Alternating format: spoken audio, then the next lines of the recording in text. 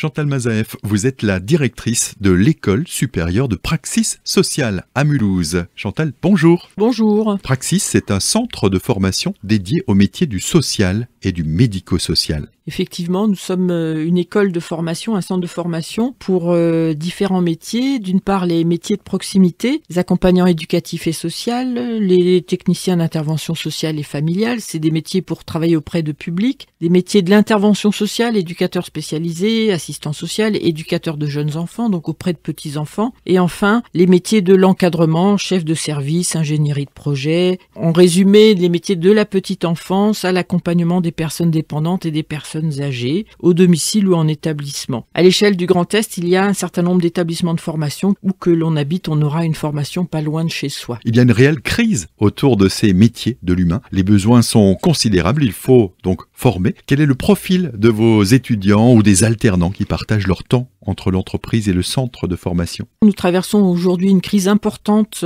dans les entreprises pour trouver du personnel qui puisse répondre aux besoins et parfois aussi des difficultés pour que les gens puissent intégrer les formations. Ces formations et les profils qui intègrent nos formations, ce sont autant des étudiants en formation initiale et ensuite ce sont aussi des personnes qui sont dans des processus de reconversion, qui parfois ont envie de changer de voie, volonté de retrouver du sens, mais aussi de retrouver de l'emploi facilement parce que nous sommes vraiment dans des métiers qui recrutent. Et aujourd'hui, ces formations s'étalent globalement entre 12 à 36 mois. Il faut souligner que ce sont des formations en alternance, c'est-à-dire que, par exemple, pour les accompagnants éducatifs et sociaux, ils sont 3 semaines en entreprise, donc au contact des publics, dans la réalité du monde, et puis 1 semaine à l'école en formation, où là, on va travailler aussi sur ce qu'ils vivent dans des entreprises. Et un diplôme à la clé. Absolument, l'intérêt de ces formations, donc une quinzaine de formations globalement, elles donnent tout l'accès à un diplôme qui est en général un diplôme d'État. Alors l'intérêt d'un diplôme, c'est qu'il permet une reconnaissance, un statut, une possibilité d'évoluer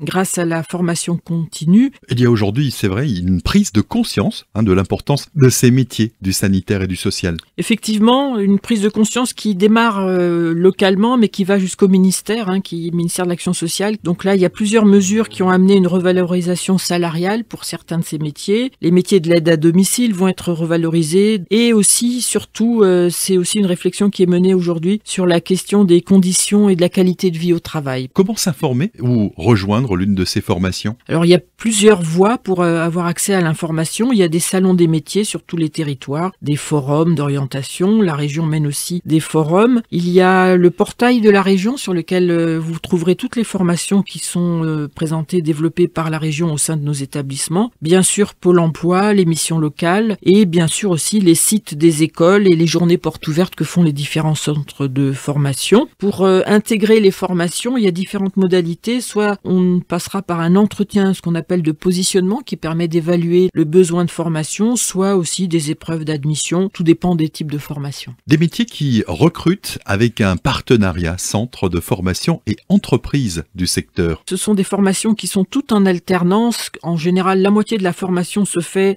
dans des entreprises auprès d'employeurs. Et donc, il y a un lien très, très fort entre les entreprises et les centres de formation, ce qui amène bien souvent des personnes qui rentrent en formation avec un statut d'étudiant pas rémunéré à basculer en apprentissage pendant la formation. Et ce qu'il faut souligner, c'est que les personnes qui sont formées sont toutes sûres d'avoir un emploi au sortir de la formation. Chantal Mazaef, merci. Merci à vous. C'est une coproduction des radios associatives soutenues par la région Grand Est.